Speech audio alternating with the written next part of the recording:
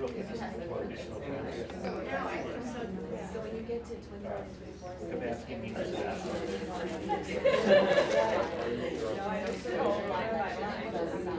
this is just reiterating that. And then in the additional terms. Have you ever got a retainer? When you first said retainer, I was like, All right, yeah, but I let's lost go ahead it. and hit it. We're going to But start yeah, I with have. group ones. Who's going to go first? Group one, stand up, say it loud and proud. I got the easy two. Go ahead with the easy two. Number one, buyer. So, who would be purchasing the home? Just you yourself, or you and your spouse together? And then get their names in there, their full names. And then the firm, American Allstar Realty, and then myself as the salesperson. Okay, and that's how you're going to explain it? Kind of self-explanatory. So what this contract says, see, I expected the first person to kind of lay it out a little bit. Let's spice it up. Let's get ready for this. We're going to go through this with excitement. All right, so what this agreement says is that you, Bernie, are going to be purchasing a property and that myself and my company, American Allstar Realty, are going to represent you in the purchase. Is that correct?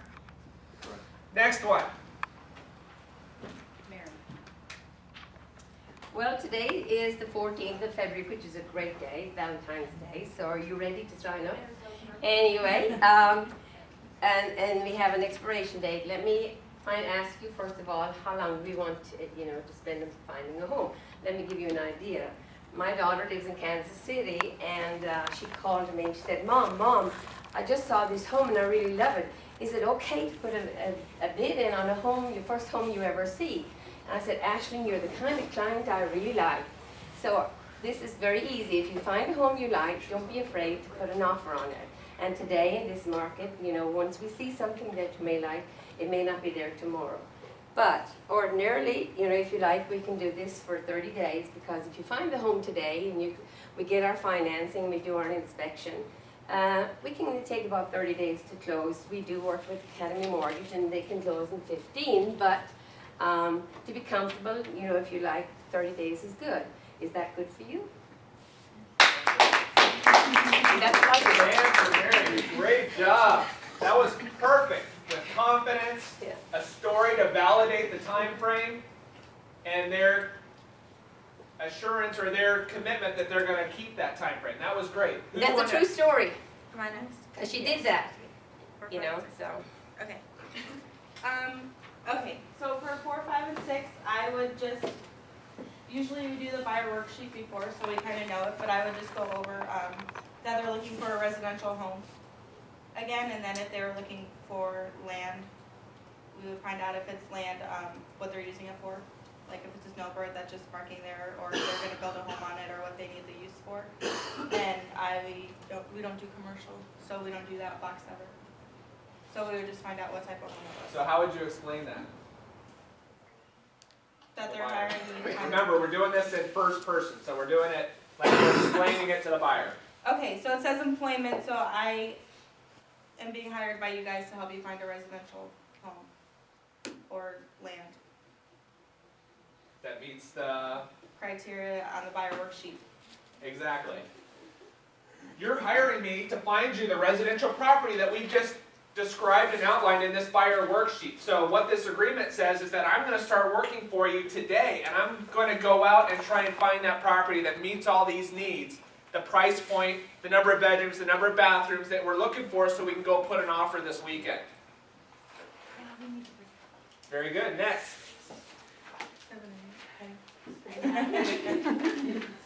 I don't like public speaking, by the way. Penny's role playing, her favorite thing in the whole world. She was worried about it. So I'm going to negotiate for you as a buyer to obtain your acceptable terms and conditions for the purchase of the property, whether it's single-family home or land, whatever you decide on. I'm going to assist you during the transaction within the scope of a broker's expertise and licensing. So what lines were you doing? 7 and 8? You were doing 7 and 8? Okay, I thought that was Paige. Okay, so that makes more sense now. Okay, who's next? I am. Okay, agency, relationship. Just say you're hiring me to be your agent as set forth in the agency disclosure, which I've already done before. I get to this point, and I owe my fiduciary duties to you to be loyal, obedient, confidentiality, and your thing that I just negotiating power. So I like that. All right, she added something. Add that to it. That was very good. This part is real easy because we've already gone through the agency disclosure. Remember, like we talked about in the agency disclosure, I'm going to owe you the fiduciary duties of honesty, loyalty, obedience, disclosure, and accountability. And most importantly, I'm going to be your negotiating power in the transaction. Sound good? Retainer fee. Buyer agrees to pay broker a non-refundable fee and at the amount. A shall or shall not be credited against the compensation owed by buyers to broker as pursuant to lines 27, 29.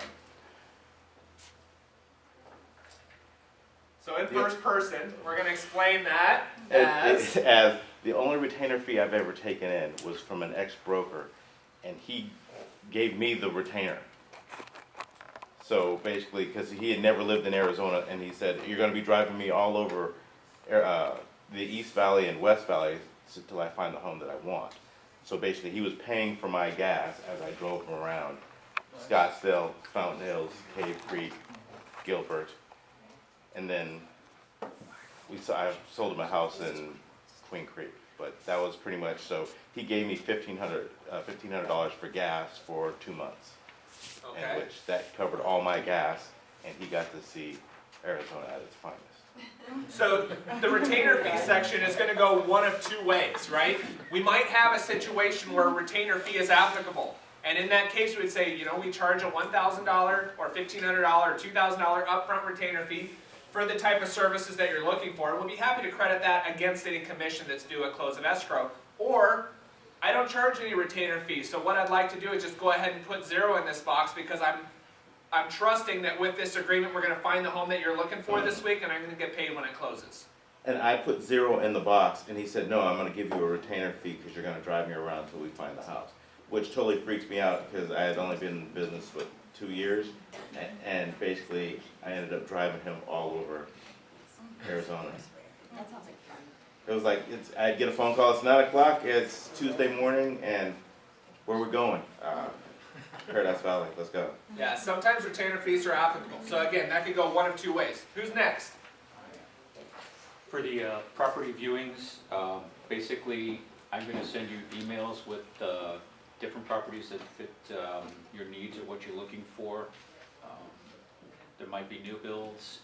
Basically, I'll send you listings. Let me know which ones you want to take a look at because I need to be with you when we first go take a look at the house, especially for new builds. If you were to go to a new build and sign up on your own, then you would be out without representation because the builder's not going to acknowledge a realtor after you've already gone and signed up. Walking into open houses, you don't really want to do that. I know you're going to drive around and look at properties. If you see something you like, give me the property address or the realtor's name on it. I'll make a phone call for you, find out if it's still available or if it's in your price range. And if it is, then we can go take a look at it. Possibilities are it's not going to be in your price range because if I didn't send it to you, it's probably overpriced or over what you're looking for. Basically, you just need to know that when we go look at properties, I have to be with you. Okay. That's a good way to explain it. I love this as an opportunity to explain that, remember, you're hiring me to be your agent, and the only way that I can do my job effectively is to be with you when you're looking at property. So I'm going to send you all the properties that meet your criteria, whether it be the MLS, the new home buyer guide, or anything else that's out there that meets your criteria. If you happen to drive by something that catches your eye, why don't you send it to me? It may be in our price range, it may not be, but at least it gives me an idea as to what type of home that you're interested in looking for. Very easy way to explain it, and it also sets that expectation up front. Don't go into any new builds. Don't go into any open houses because that, a lot of times, prevents me from being able to be your representation, and at that point you're forced to work with an agent that's representing the seller, and they don't owe you any of those fiduciary duties. Very good. All right, group 2. Group 2. Bueller. Group 2. Do I have to stand up? Yep. I have stage fright. I can't stand up. My knees are like. Can you talk really, really loud? I can talk really, really loud. But We'll cheer really loud. You got this. no, I cannot stand up. Like I'm freaking out already. I'll do it standing now. Has everybody met Carla? We're a big. Carla. Woo! Let's go, Carla!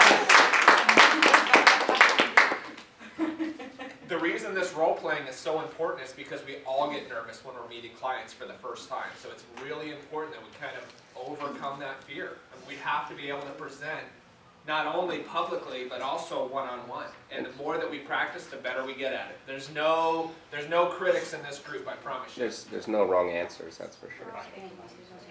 We're all friends. All right, go ahead. Are you going to stand up? I said you Woo! No, go ahead now. Matt! Okay. It's our master negotiator over here. Okay, so line 19 through 20 is just saying your due diligence, which means if I find you the home that you're wanting, that you're going to do everything in your power to purchase that home. Yeah. All right, good job.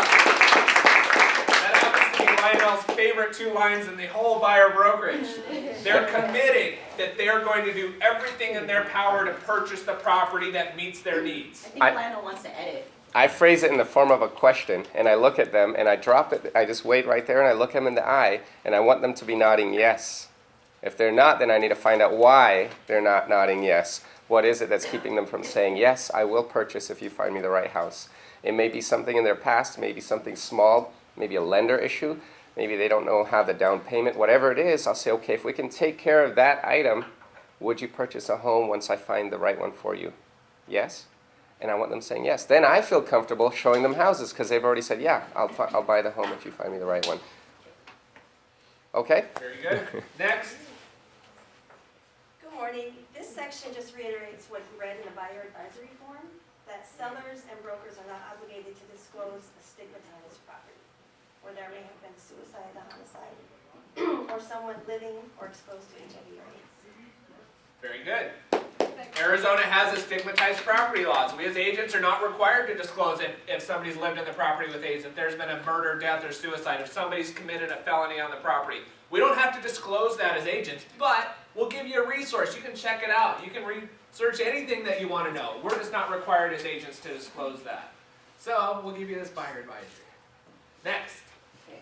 I got the buyer agrees to consult the Arizona Department of Real Estate Buyer Advisory. That's going to give you links to everything you could want to possibly know about inspections, termites, fissures, environmental, and this will, give you the resource to find all that information. Exactly. I'm going to edit that just a little bit. I would say the buyer advisory is a great resource to search and research hundreds of different things that might be important to you in the purchase of the home. But this list is not exhaustive. It doesn't contain everything. So if there's something that's important to you that's not in this agreement, make sure you bring it to my attention so we can find the resource to get the answer you're looking for. Very good. Next. Okay, so lines 27 through 31 explain the compensation. I work for 3%, which is actually factored in the seller's listing price, which means the sellers pay for this, so you don't have to worry about that. However, there are some homes that are listed under this 3%, sometimes it's 2.5%. In that event, I'll be sure to let you know before we enter this home that this is listed lower than the 3%. In that case, you would be responsible for that 0.5%. Do you think that's fair? And most of the time, people do. Absolutely. Next. I'm doing lines 32 to 34. This section states that the buyer agrees to pay the compensation within 90 days if you purchase a home that I showed you during our agreement, unless you do sign a buyer's broker agreement with another agent. Very good. This is another one of those that you can form as a question. Say, hey, would it be okay if I get compensated for any properties that you purchase for the next 90 days after the expiration of the agreement? Because sometimes we might be entering into a new build or a property that's not quite ready. The agreement might expire, but in the event that you do move forward with one of those properties, I'd like to be compensated for the work that I do. Is that fair? Absolutely, that's fair. Next. 35 through 36 basically states that if the completion of the transaction is breached by you, then you as the buyer will be owing me the compensation. What? What do I have to pay? Let's give her a round of applause.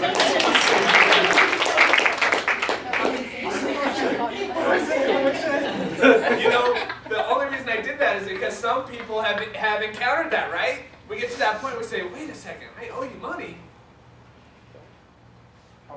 What's our response? What may be the breach? What may be the cause of the breach? What's an example? An example, I actually have a real world example. I had a buyer that was moving forward to purchase a property. 5 days before close of escrow, she calls me up and says, this isn't the property for me, I'm going to cancel. Okay, I've only worked with you for 3 months, but I understand, you got to feel comfortable with it, whatever. We cancel that out. She loses her earnest money. We go to the next property. 5 days before close of escrow. No. I get the call. You know what? This just isn't the right property for me. I'm going to need to cancel this. Well, this time I've actually done my job twice. So not only are you going to lose your earnest money on this one, but I'm also expecting the compensation that you promised to pay me in the buyer brokerage.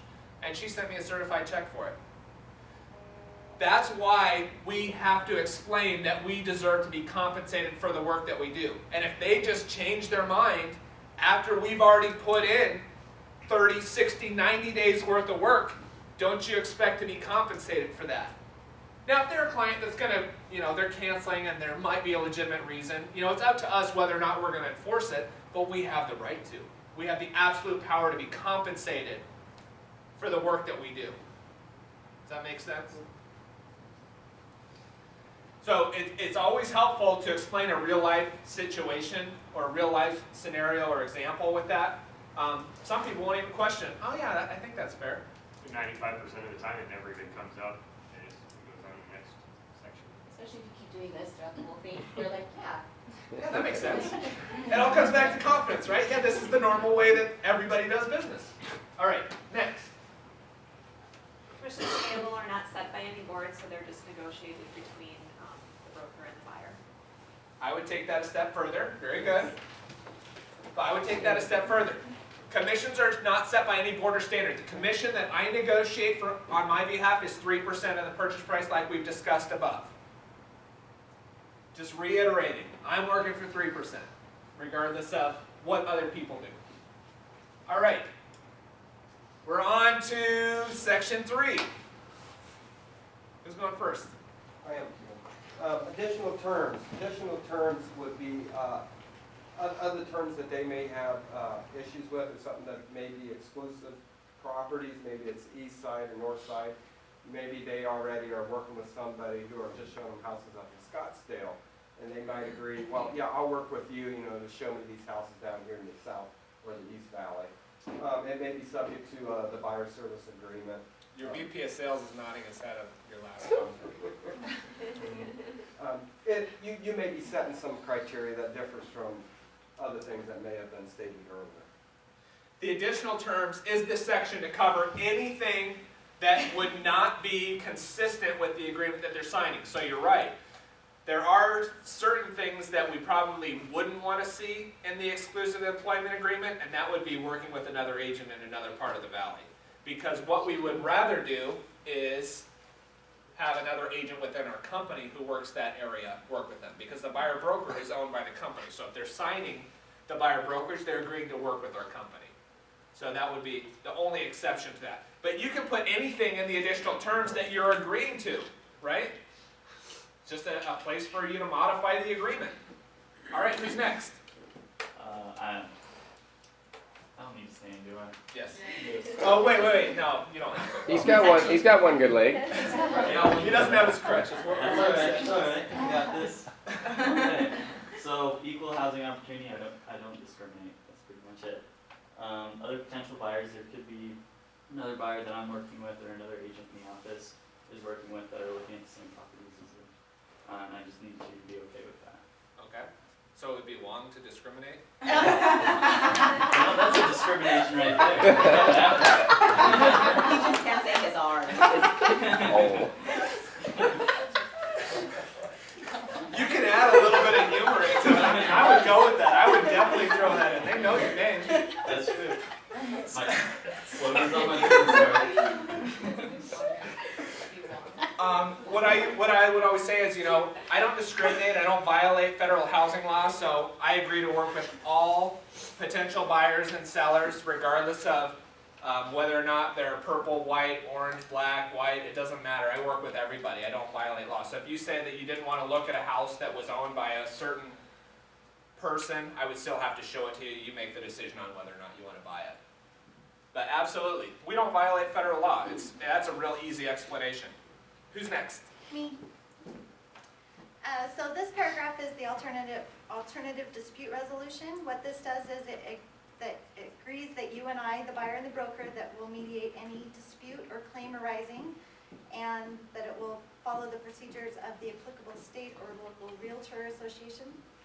And then the next little line just says that you understand that any prevailing party shall be awarded their reasonable attorney fees.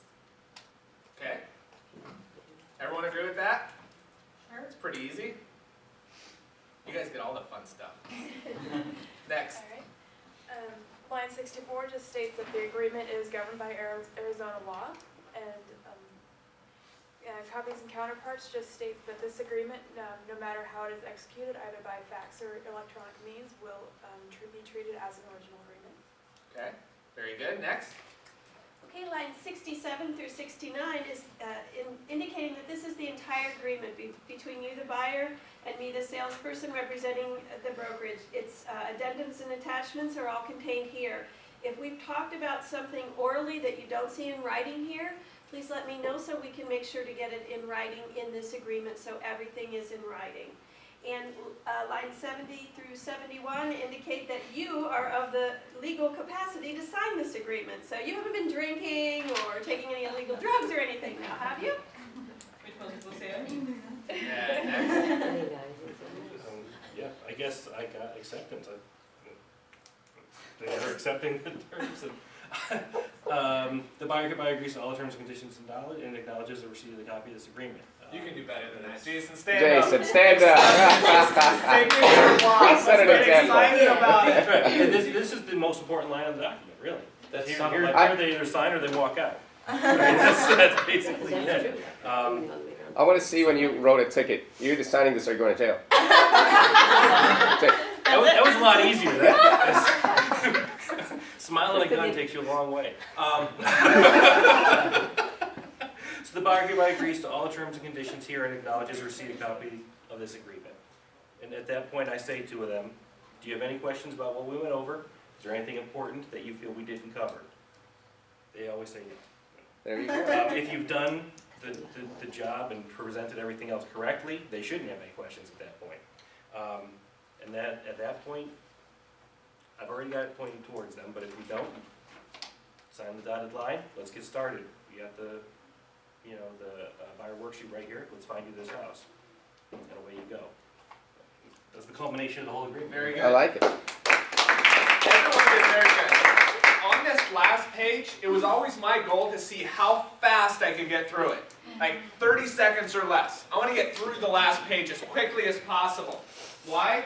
Because it's boring, right? It's all the legalese. So after I've covered all the important terms on page 1, I'm saying equal housing opportunity. I don't violate federal law. Other potential buyers, I'm a full-time agent. I work with other buyers that might be interested in the same property, so if we find the property you like, we have to act on it quickly. Alternative dispute resolution, attorney fees and costs. We agree to mediate any dispute that we have. In the event that we have a dispute that has to go to actual court, the prevailing party is entitled to reasonable attorney fees. I haven't had any disputes out of this agreement because I have my buyer service guarantee. If you find out I'm not the right agent for you, tear it up. Arizona law. The contract is written in Arizona and is governed by Arizona law. Copies and counterparts, we agreed that this is an original agreement. Any emails, facsimiles, electronic transmissions of the document are equally enforceable. This is the entire agreement. Nothing's been said that isn't in writing. Capacity, you are who you say you are, and you are at least 18 years old. Acceptance below, signs the agreement, lets me start finding you the property that you're looking for. Here's the pen. Sign it. Right? This all comes back to confidence. You need to be able to go through it where you can paraphrase each section of this buyer brokerage in your sleep. You can present it upside down, right side up, Inside backwards, forwards, Before you can pull it with out. confidence, with confidence, with confidence. And at the end, your signature below empowers me to start finding you the property you're looking for, Jason. Great, let's get started. On to the next. I have a question. What if the people can't afford to pay me the difference between, 2.5% and 3%? That's a personal decision. You have an opportunity, though, to negotiate closing costs. If you have a buyer that you would normally negotiate 3% closing costs, you can negotiate 3.5%. Half of the percent can go to you as the broker, right? Fannie Mae's offering 3.5% on their owner-occupant buyers. That's an easy one, even though they're already offering 3%. But if you have that, that's a solution. Or you can say, maybe we won't look at those homes. We'll take those out of the equation completely, because most of the time they're short sales anyway, so they won't give you much as far as seller concessions, and explain that to them. Or in that very rare case where they found a home that's 0.5, you can say, okay, I typically never ever, and let them know that you're doing this, so doing them a huge favor, and this is only those rare examples. I never go below 3%. And these are people that need closing cost assistance, so they don't have it at all. You're going to say, I need at least 5 referrals in the next 6 months. Is that fair? Because those referrals might pay off. But that's how you handle that. Absolutely. So there's several different ways to handle it. But If you hear anybody talking about real estate, I'm going to be the agent that you recommend, correct? and you let them know that you're doing a huge favor by that. Then they're like, oh, thank you so much. Just make sure you don't tell those referrals that I do this. Again, this agreement is all about confidence. It's all about you sitting down in front of them and being able to present it in your sleep. I mean, so confidently that it's a standard operating procedure. Every single buyer you work with. And if they don't want to sign it, there's a reason they don't want to sign it. Move on. Don't allow yourself to be caught up in working with a buyer that's not going to agree to pay you for the service that you do. If you believe in this, you'll be one of the 10%ers. If you apply it, you'll be one of the 10%ers. We're all 10%ers in here. Let's have a good weekend, everyone.